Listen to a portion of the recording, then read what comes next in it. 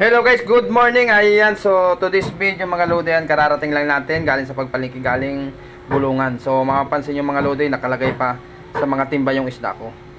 Ganyan yung ano namin dito pag umaga. So makita nyo umagang maaga, kailangan talaga sipag at tiyaga mga lodi para makarami tayong benta. Saka ayusin din natin yung kamada natin. Makikita nyo mga lodi, very fresh yung mga isda natin. Bakit po very fresh mga lodi? Kailangan para tangkilikin po natin tayo ng ating mga customer.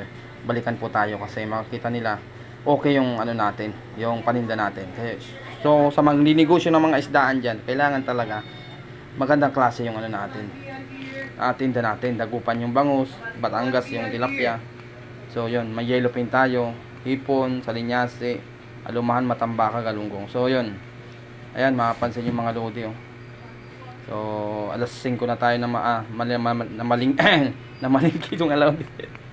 So ayan, makikita nyo talagang kailangan may lalaki kang galunggong kasi laging hinahanap yan.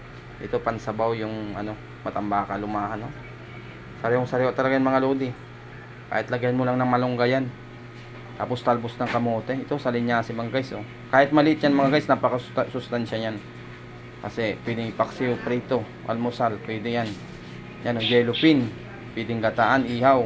So sa mga mag-swimming dyan, mainit na naman yun, pwede yan mag-ihaw tayo. Tilapia natin, Batangas mga lodi, kulay itim yan mga lodi, buhay na buhay pa, very fresh talaga mga lodi yan. So sa mga magninegosyo dyan, yan, ito kasi bangus, tilapia, dagupan, tapos tilapia Batangas, yan ang karaniwang hinahanap na guys. Kaya paulit-ulit yan ang kinukuha ko kasi yan ang hinahanap dito sa mga pisto namin. So sa magninegosyo dyan, yan, galunggong bilog, tilapia, alumahan, yan mga hinahanap. Pa Manoy, bakal na. Ay, kaabot lang yan, oh.